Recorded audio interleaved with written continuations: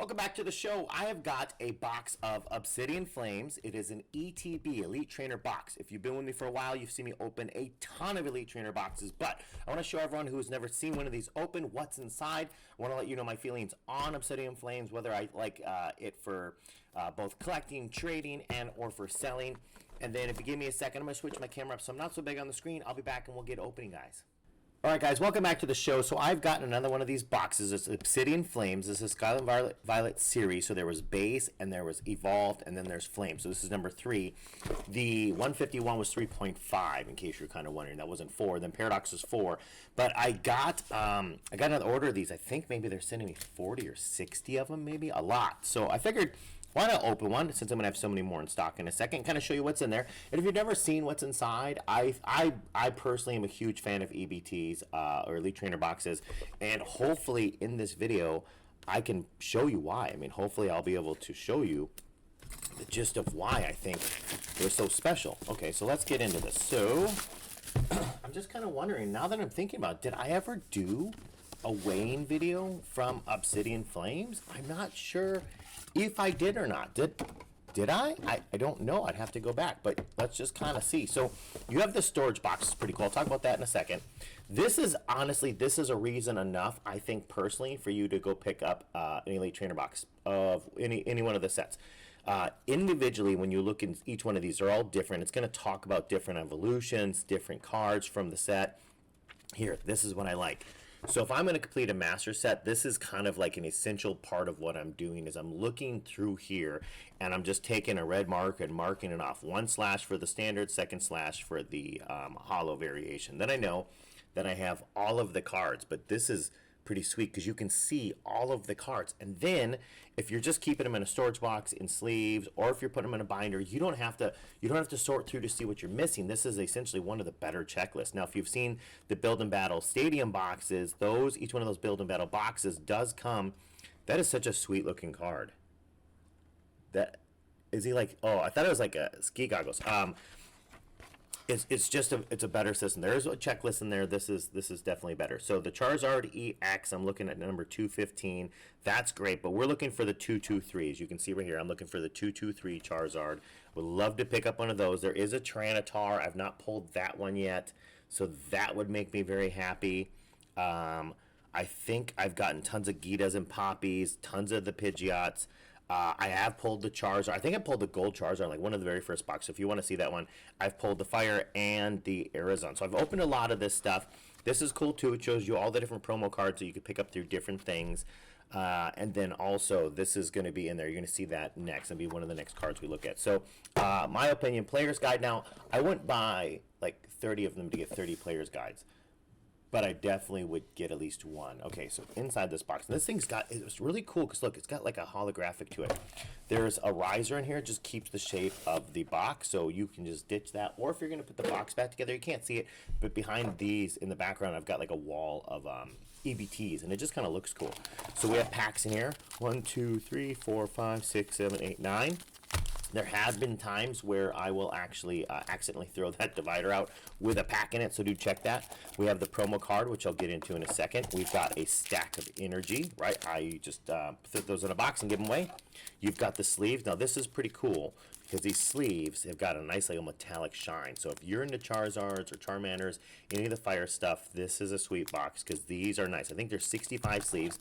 The dividers started having like a metallic finish, as you can see now. So these are pretty cool, metallic on both sides, really not skimping there. So this is nice when you're keeping them all in your box and you're trying to keep things divided. Then you've got your dice specific to this set color. So this would be your Obsidian Flames dice. There's not 2 different boxes like a lot of the sets. So you've got your fire red die, and then your kind of like smoke or water kind of blue, aqua blue colors. These are damage dice. So if you're taking damage in the game you're playing, they come in handy. I think if you've been collecting for a while, get a couple ETBs, you have more than enough damage dice. So you don't have to put the old cardboard markers that, remember, the guys have been around for a while, or pennies or whatever you might use, penny, nickel, dimes kind of stuff. Okay, so there's a code card in here.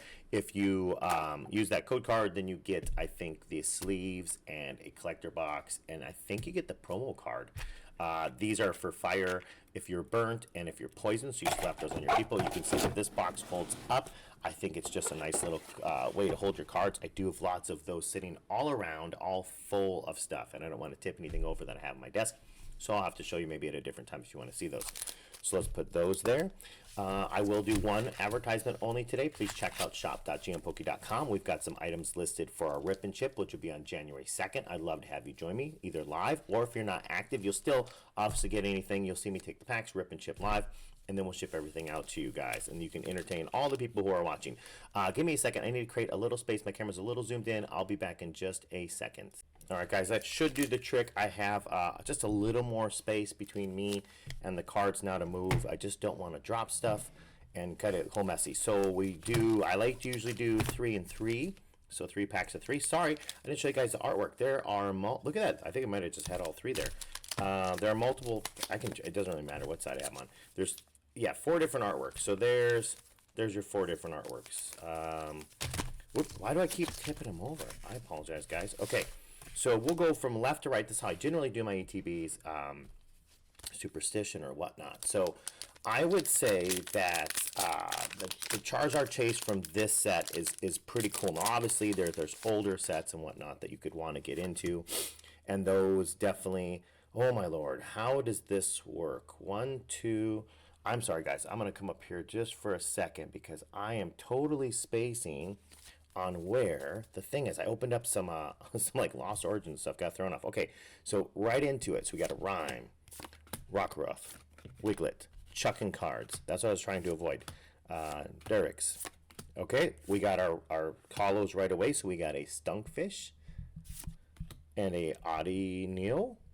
And all right, Pidgeot EX right off the bat. That is an ultra rare. For the people unfamiliar, that's an ultra rare card. It's got 2 silvers. I think the centering, it looks okay. It's not great. The centering's okay. Generally speaking, from my standpoint, if the centering's good and I don't see any problems, I'm going to send it off to get graded. It goes in a stack.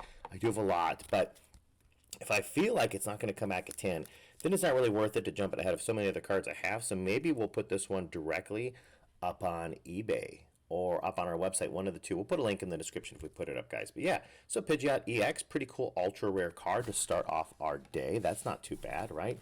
I will take it, and let's start to organize these. There we go.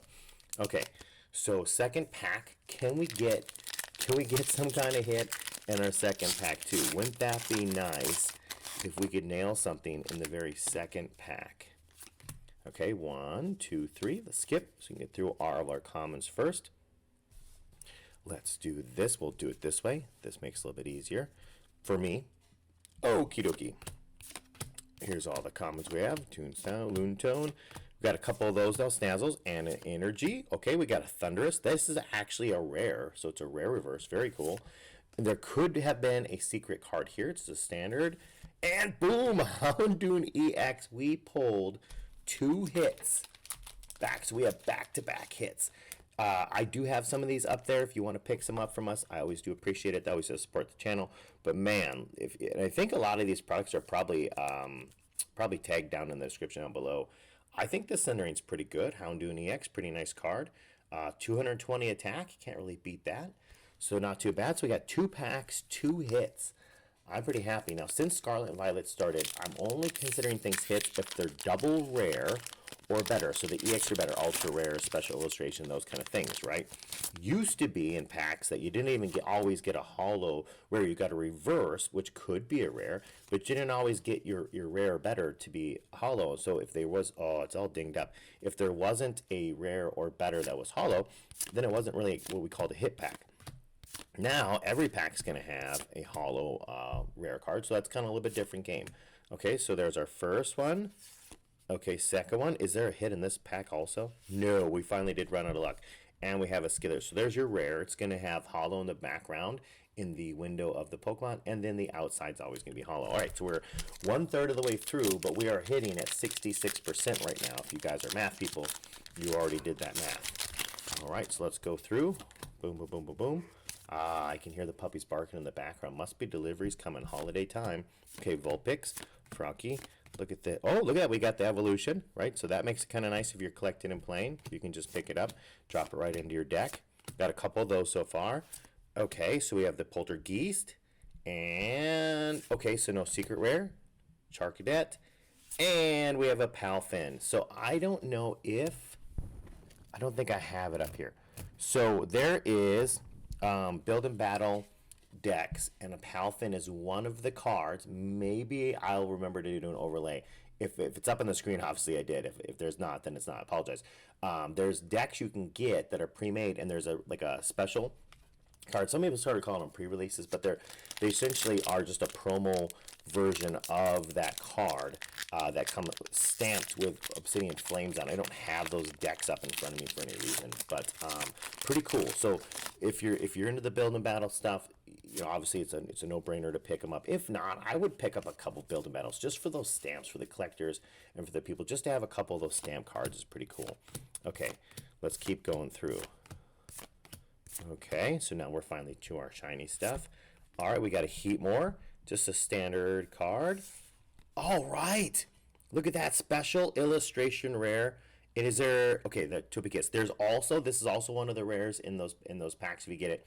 So you have an ultimate version of that too. Okay, let's look at this. So I'm gonna say, you guys tell me what you think. I'm gonna say that it's a little bit bottom heavy. What do you guys think? A little bottom heavy? I guess I could scan it in. I have the AGS scanner, which will tell me their digital opinion of at least it just measures the outside and inside. So I don't know.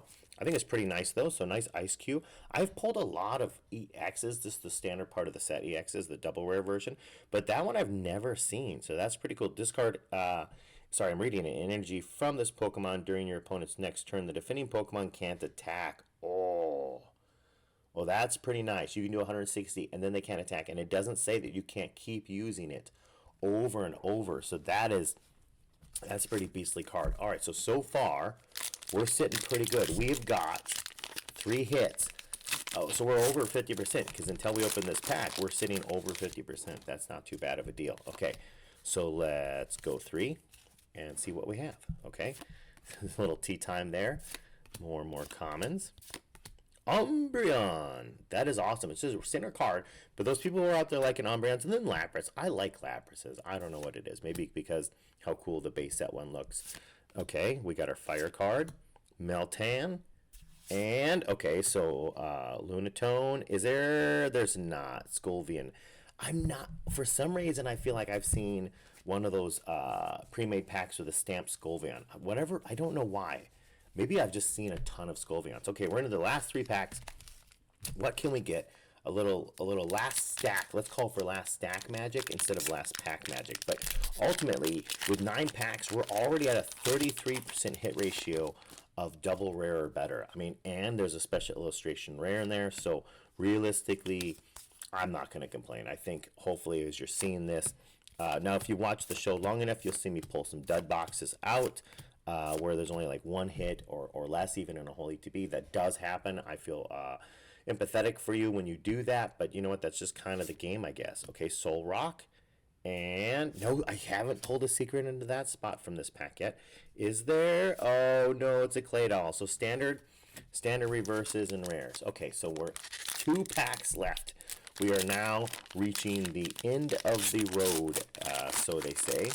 We have, I don't know who actually says that, so I don't know why I said that. But someone has said it. I've heard it before. I didn't come up with it. Okay, we have 2 packs left. How about a little last 2-pack magic? Okay, we have our energy. Oh, we got the Umbreon. The Umbreon reverse. Very, very nice. Okay, and no, it's not. And no, it's not. It's a dark rare. Every time I see that darkness, I keep thinking maybe it's one of those like dark Charizards, but it's not. Okay, we have 1 pack left. We already pulled a special illustration rare, so we already have a pretty high level hit.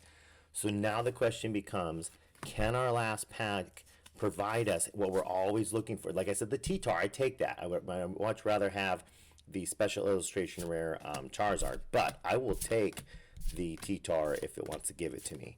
Lapras, pretty cool. Okay, Fighting Energy. Here's where it would be. It'd be behind this card. This is our last chance to pull that Charizard out of this box. Oh, phooey. But look at that. It is a Rev of Room EX, and it is another. It's the second one. Special illustration rare. Now there could be a double banger. It could be one back here to another card, and it's gonna be another Palafin. I'm gonna do my best. Remember to pop that Palafin up so you can see what the stamped one looks like. Just because I keep talking about. But all right, look at this. Let's review our hits. Let's kind of see where they fall on the could it get graded or should it get sent up onto an auction site of some kind. Okay, let's throw the stack up there. Those commons will go out to people who need them. Okay. Here we go. Reverum, what do you guys think? I would appreciate, if you're still watching, I think that centering's good. I think we have a 10. I don't see any dings. I don't see any folds. I don't see any scrapes. I would appreciate it if you guys would give me your opinion. If you have an honest one, you can figure out, like, don't just take a guess.